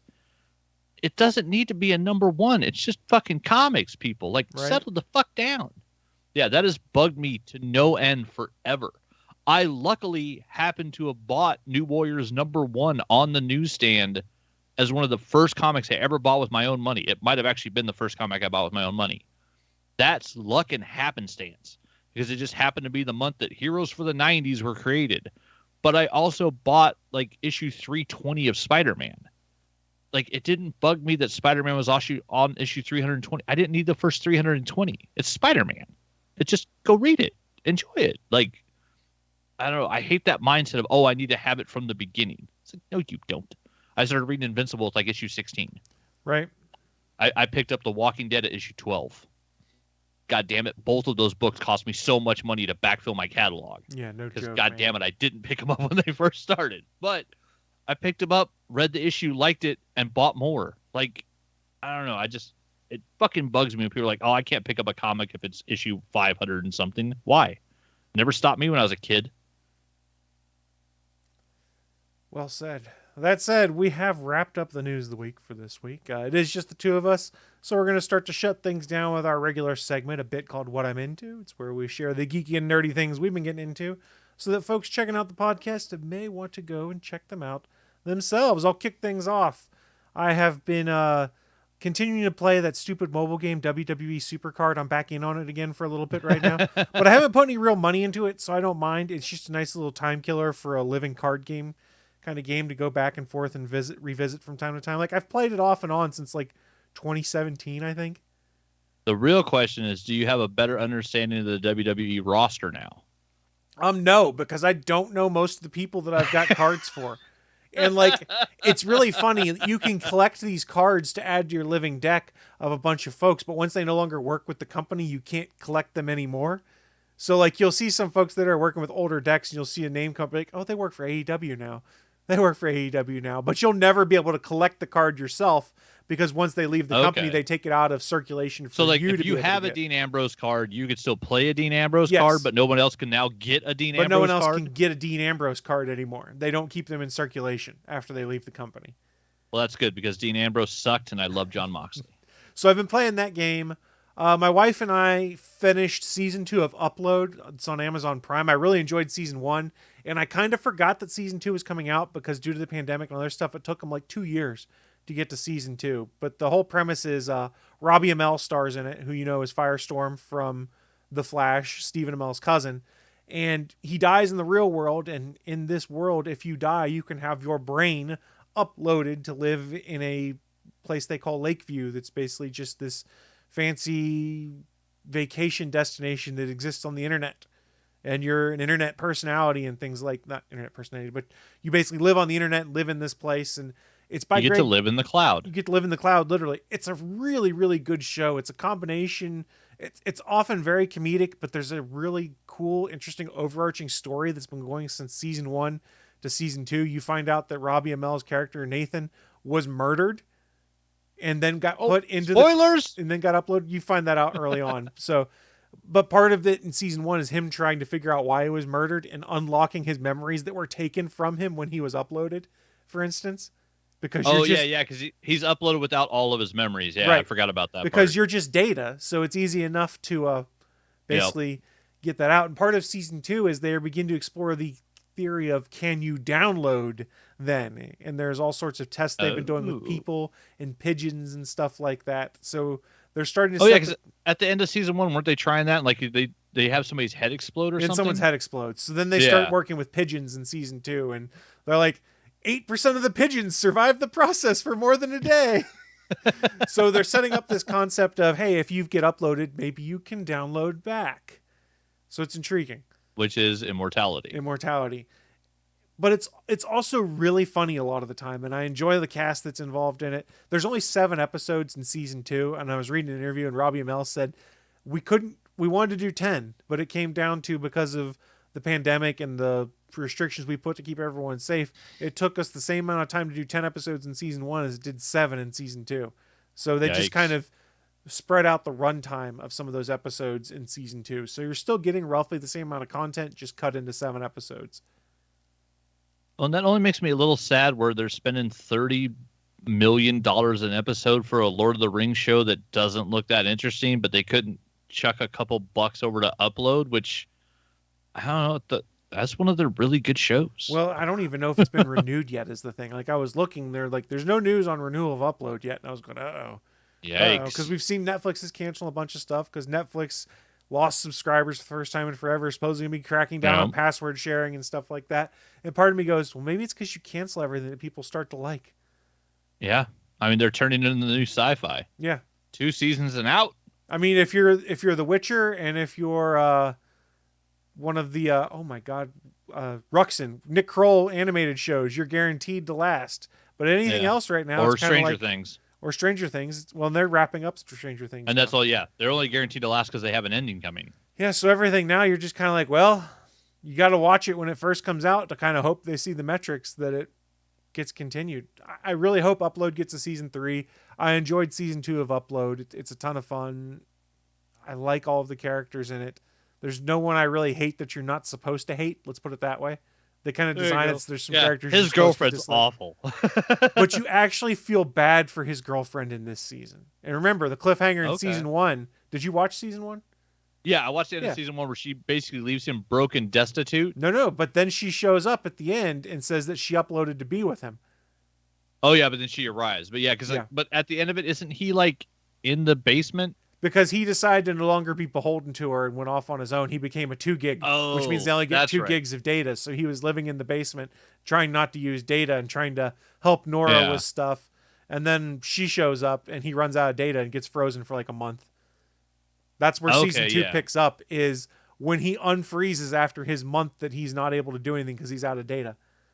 Okay. Yeah, because I remember like the end sequence being him like, frozen on a cot in the 2 gig storage room, which it's so sad. The idea is like, oh, if the people that are still alive in your life are paying your Amazon Prime, then you get to live in this beautiful mansion on a lake and do all this stuff.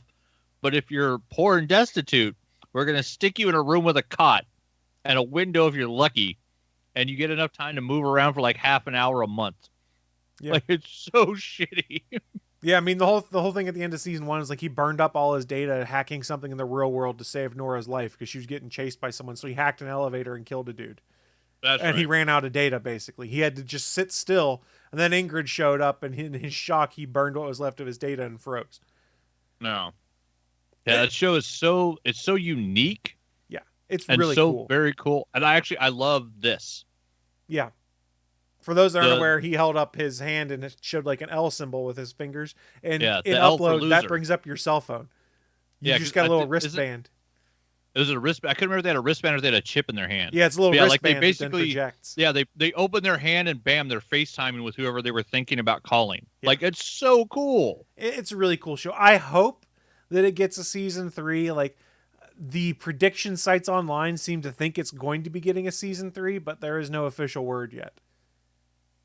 I liked it. I want to see more. What else have I been getting into? Caught up on all my professional wrestling this week. I was about 15 minutes behind on Rampage this week, but it was tape delayed, so who cared? So being 15 minutes behind didn't impact me much.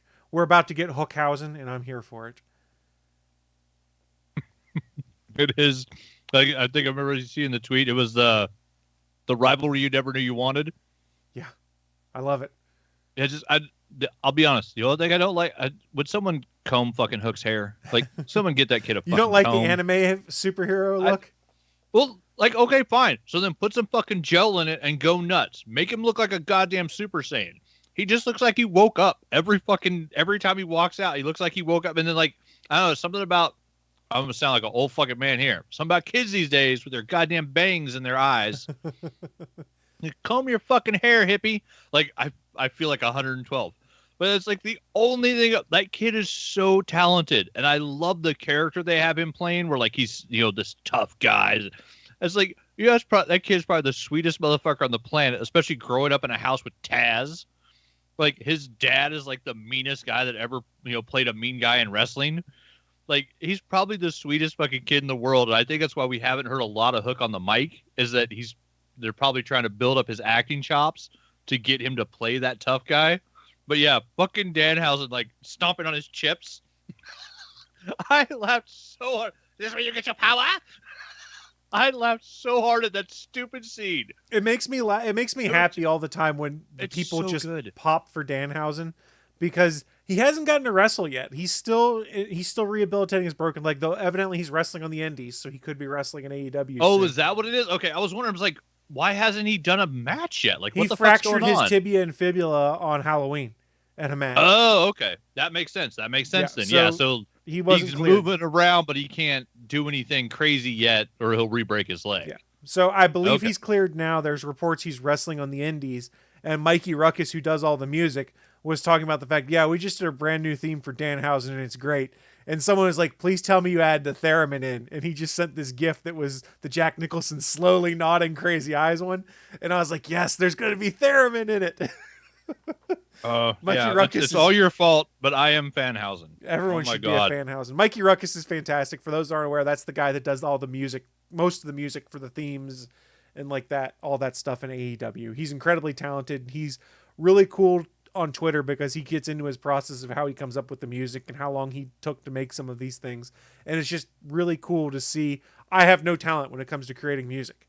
And just to see his process and talk about, yeah, it took me an afternoon to make this song. And they're like, an afternoon? How'd you do it so quick? He goes, well, because they basically told me 4 hours before showtime they needed a new song, so I had to knock it out in an afternoon. Nice. Well, I just followed him. Like when they did the Halloween episode where they had the Elite dressed as Ghostbusters and they did their variant of the Ghostbusters theme song for their intro, he knocked that out in an afternoon because the plans changed. Damn. Originally they were going to do something Squid Game related for the Elite's costumes, and Warner Media was kind of like, yeah, we're not too keen on that because we don't own the rights to that. Fair enough. We don't have any rebroadcast for that, so they shifted it to Ghostbusters, and Mikey Ruckus did this whole Ghostbusters theme in an afternoon and like had it to them. Like, I think he said it was like 10 minutes before go live. He sent them the files like, here you go, guys. That's crazy. The dude's a machine. And he's super nice to pretty much, if you're not an asshole to him, let's put it that way, he's super nice to anyone that interacts with him, because it's Twitter. People interact weirdly. I've traded a couple tweets with him, just like, hey, man, that was really cool. Really enjoyed it. Stuff like that. So he's one of those good guys out on the internet. Nice. I'm happy to see success for him. What else have I been getting into? Shit, I don't know. I've done stuff, but I can't keep track of it this week. It's just been... I don't know. Plus we've been out for 2 weeks. We didn't mention Thor: Love and Thunder, right? The trailer yet? We didn't talk about the trailer for that. It looks weird, and I love it. And I also love the fact that Chris Hemsworth's kid is playing young Thor in the trailer. Oh, is that his kid? That's his kid. The very young one running? Yeah. Or the teenage one? The very young one. Okay, so because he's got like 3 kids, right? Yeah, I think so. Okay. But that's his son that's playing the young Thor. Oh, wait, so there's another Hemsworth, not the third brother, right, that's in another Marvel movie. How would you hate your life if you were the third Hemsworth brother? You're short, you're not as buff as either of your brothers, and you can't get any goddamn movie roles. This is turning into a gag from The Good Place. Basically, like that poor guy. Yeah, Thor: Love and Thunder trailer, watched that, and like I mentioned earlier in the show, after they did the second full trailer for Doctor Strange, I stopped consuming any additional content on it because I didn't want to know. There you go. Because I think there's going to be so many mind Fs in this movie, I want to go in clean without knowing what they're going to be. Well, that's what I've been getting into. And it looks so good. It just the strongest Avenger trucker's hat while he's doing the chain workout. Yeah. Like they have my movie ticket just for that training montage. It's not as if the streak isn't back alive, because me and Jan have seen everything since I think Shang-Chi is what we started the new streak with. So we're like 5 movies into the new streak. I think Doctor Strange is going to be movie 6. So Thor: Love and Thunder will be movie 7. But yeah, like just for that training montage alone, because it's not just that one scene. It's going to be like him doing 6 or 7 things, and it's going to end with that sequence where he takes his jacket off in front of the Guardians and like throws it on the aliens, and Chris Pratt's like, oh, Jesus. That whole sequence looks so good. The idea, I'm one of the few people, I love the Kenneth Branagh like original like Shakespearean Thor 1 and 2. Yeah, like I dug those because he did them like Shakespeare movies. He's like, no, it's fucking Thor, we're gonna do this shit like Shakespeare, and they're beautiful and they're well acted. But the fact that somebody watched the third Ghostbusters movie where Chris Hemsworth was a slab of meat that was stupid, and they're like, wait, he can be funny. And somebody showed that movie to Taika Waititi, I swear. And Taika went, wait, I could make a funny Thor movie. Yeah. Let's do that. Well, I also However, those things all came together to give us Ragnarok. Chris Hemsworth is amazing. That dude is just awesome. Yeah, I love the fact it looks like Korg is Thor's sidekick from what they're showing in the trailer, too. So I'm totally here for that. Korg is my favorite small-time character in the MCU right now. New Master 69. He's making fun of me again, Thor. Yeah. Yeah, the more Taika on screen, a wall behind the camera, the better. Like, he's so good. Well, like I said, that's what I've been getting into. What you been getting into, sir? Let's see. So we did, I think we're 5 episodes into season 5 of Face Off. Nice. So I love that show. It's one of those things, like the girlfriend, like I think her mom told her about it. And so she went and watched it all and just loved it. And yeah, we were, talking shows, a couple of weeks ago, and she's like, "Wait, you've never seen Face Off?" And like, she's brought it up like 5 or 6 times, but we never had it anywhere. Like, you can buy each season on Amazon for like $20. I was like, well, fuck that. I'm not doing that, because there's 13 seasons. So it's like, I'm not dropping $260 to watch a show, but it's on demand on Sling, and we have Sling back, so I can watch wrestling. So we've been watching on there, and yeah, we're partway through season 5 and just loving the hell out of it.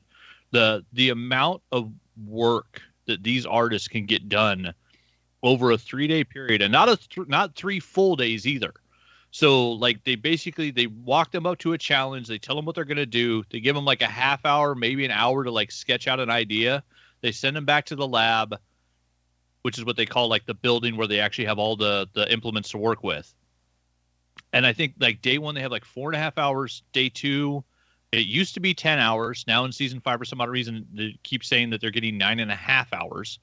So it's like, I wonder if like, some guild or union came in and said like, this is too much like solid work. They need a lunch break or something. So yeah, they're getting 9.5 hours on day 2. Then day 3, they get 4 hours, and then have to leave for what they call last looks, which is they get their model into the building where the presentation is going to be, and they get 1 hour at that point to put them there. So they're basically getting roughly 20 hours to work over 3 days. And you're seeing what you would normally expect a special effects makeup team in like a week. Yeah, it's and insane. Like these, yeah, the sheer amount of work is amazing, and the fact that every costume isn't just garbage. Like, I'm watching some of these shows. It's like, if I had that 3 days, I could maybe do that paint job, not all of everything underneath it, just the paint job. Maybe I could do that if I had the 3 days. And like, they're creating props for their characters. They're getting wardrobe brought in and altering it. They're doing prosthetics, and then they're doing makeup, and they're doing sculpting pieces, and they're creating prosthetics out of silicone and foam and all this. I love it so much. Yeah, we got 8 more seasons. I'm gonna watch all of it. It's the one thing we watch now while like for dinner or whatever when we're going to bed at night. I just love it. Lay in bed and fucking watch some Face Off. And then been doing a bunch of stuff around the house, getting a cat door installed. So that was my big project to kind of semi-finish up yesterday. And then once that was done, I had to go get a pipe fitting to actually attach my barbecue to the house. Because, of course, I have a natural gas spigot that comes off my back patio. Oh, but okay. that doesn't, it just had, a bolt basically screwed into it, and then it was closed. And so then I got my barbecue all built this week, had it sitting out there with a tarp on it while it was getting rained on all week. And I was like, I don't care what we're barbecuing Saturday. Well, the rain decided that after I'd finished working on the cat door that it would then start raining, and it rained the whole goddamn time. But it lightened a little bit while I went out. I had to go and buy basically a 1/2 to 1/2 piece of pipe, covered it, some threading, some plumber's glue, bought a pipe wrench, tighten that motherfucker. Like, I'm pretty sure I can go out there, and if I kick that thing, I'll break my toe, because that pipe is not moving. That thing is solid as hell. And then hook the connector. I have a quick release connector to the grill. But yeah, so now I literally go out to my back porch, I turn a little knob, and the natural gas from the house goes into the grill. I hit the ignition, grill fires up. No propane tanks, no goddamn charcoal. I never have to refill nothing. We have a permanent barbecue that should last a damn good long time, and it's awesome. We had to fire it up for like 20 minutes to cook off anything that might have been in it from, shipping or whatever. Then after that, popped the sucker open, turned the heat down a little bit, threw on some burgers, some dogs, and some sausages.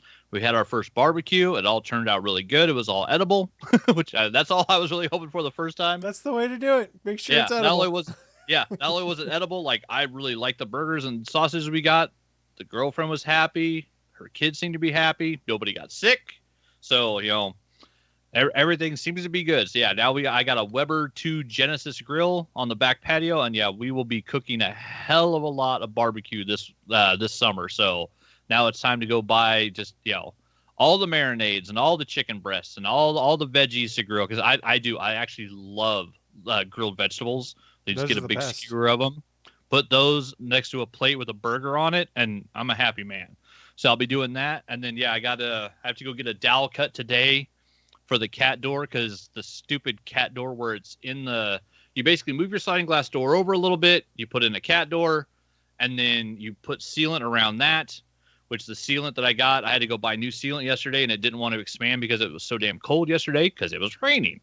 So it's supposed to be like 75 degrees when you put it in, and it was like 45 degrees yesterday. So we're hoping, you know, as soon as we get an actual warm day here, that stuff will expand like it's supposed to and fill the gaps. But because of that, where your latch is on your sliding glass door, of course, it's not touching anything. So they give you a kind of a locking mechanism where you would have to drill 2 holes into your screen door and then another hole into the stationary door. And it's like, I'm not sure we really want to put in like a permanent lock. So I'm just going to go buy a wooden dowel that's the exact width of, you know, where our screen door is when it's pushed up against the cat door. I know what you're talking about. Yeah, so that like we can just stick that in there and the door won't be able to move. And we can move our sliding glass door screen door closed and then lock it past the cat door. There's enough room for that. So like we still have a locked door there. It's one of those things. It's like, do I really want to drill 3 holes into, you know, the vinyl part of my sliding glass door and put a permanent locking mechanism in when, you know, the girlfriend's daughter might really like a job that she gets in the next 6 months and move out within 6 months. We don't know. And so, yeah, we didn't want to like start drilling holes and shit yet. But yeah, I got to get that wooden dowel and I got to fix my goddamn bathroom door today. It's getting to be summer. We're opening the windows and I rehung all of our doors after they were painted because, you know, the kids just threw them up as quick as they could. You know, it's a painting job. They had to rehang like 14 doors. So all of them were like a little crooked, a little off. I rehung every damn door in the house, took all the screws out, put bigger screws in, got them all evened up. But my damn bathroom door, for some odd reason, like the lock when it needs to go to like, you know, past this point, and it goes right to it. And it will not close. And so like I close the door, I sit in the toilet, and the door goes whack and hits me in the knee. Just because the windows are open, there's airflow going through the house. So like I literally need to take the little plate out, you know, fill it with wood glue, and then like chisel out like probably like literally like a 1/16 of an inch. It's the smallest amount to make a door not close, and it's bugging this shit out of me. So that's what I'll be getting into today. I got to do some woodworking. I have bars that fit across my sliding glass door. It's a fold down expandable arm so that nobody can jimmy it open. That's something you could look at. I also keep a block of wood in the track too. I double folded it because there you go. My office that I'm in right now, to my right where that light's coming in, is just a sliding glass door that goes out to a lower deck. And anyone can walk through my backyard and walk up to that. So I wanted to try and secure it as best I could because those latch locks suck on sliding glass doors. Yeah. They're not the best. I mean, and it's something that's like, it's not like something I'm really worried about, but yeah, we figure we want to put a piece of wood or something in there just so that it's not just loose. Cause it's on our back patio. It's, you know, behind a fence. Like no one's ever even walked into our yard. So like ours is, you know, it's secure and no one can see it. So it's not something I'm really worried about. But at the same time, it's like, you know, when we're sleeping, I want to have something in there that blocks that door so it cannot be opened. Yeah, that was one of the first things I did on this house was put those on both my sliding glass doors. Because the nice thing then, too, is if I want to leave the door open at night to get some breeze, I can just kind of push it back, open it up, and say, okay, it's locked in place. Nice.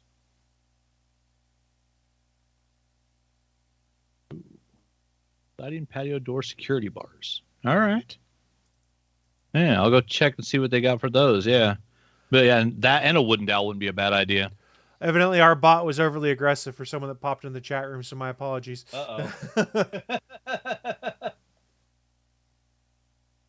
random Rick reviewer.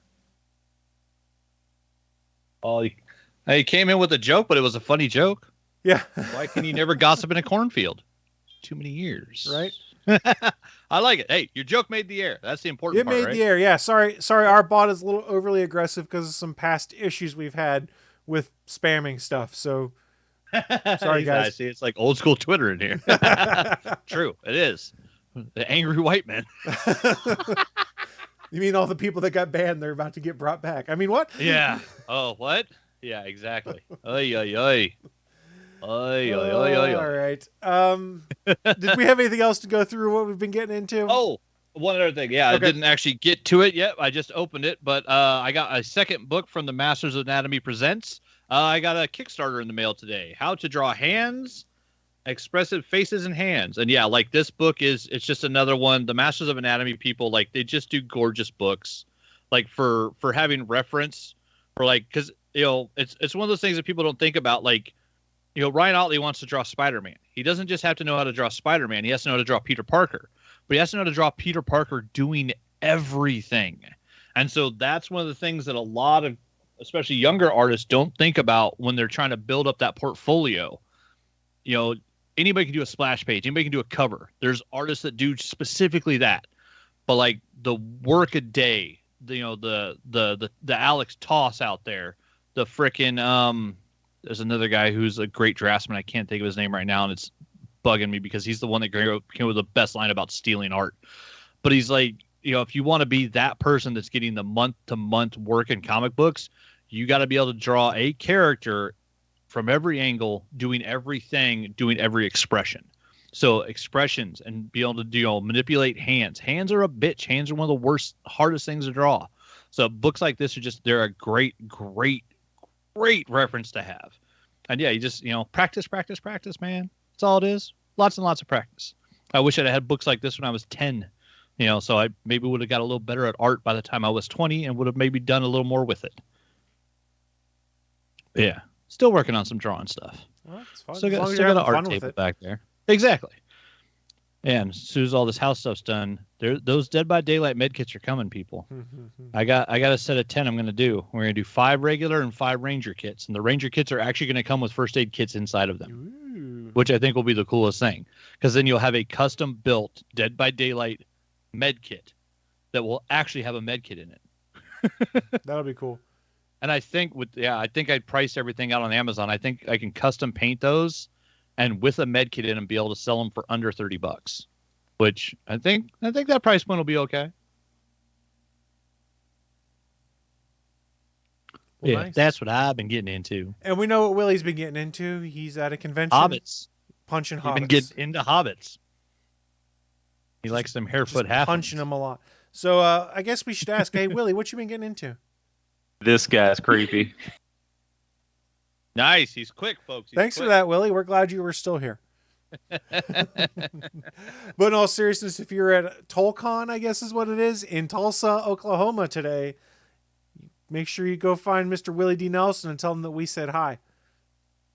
I think the odds of someone who is going to Tulkon today listening to our show currently are infinitesimally small, aside from Willie. But if you're doing it, go say hi to Willie for us. And there's always a chance, right? There's always a chance. That said, we are about ready to start wrapping things up for today. Before we shut things down, a friendly reminder, we do stream this show live every Sunday at 11 a.m. Eastern, at 10 a.m. Central over at www.geeks.live and www.nerds.live. Both those sites will direct you to our live streaming page. One is on the Gonna Geek homepage. The other is on my Twitch channel until we build another landing page of some kind, because I've been too lazy to update our website, which needs some work, and I haven't gotten to it yet. But we'll figure out that at a later date.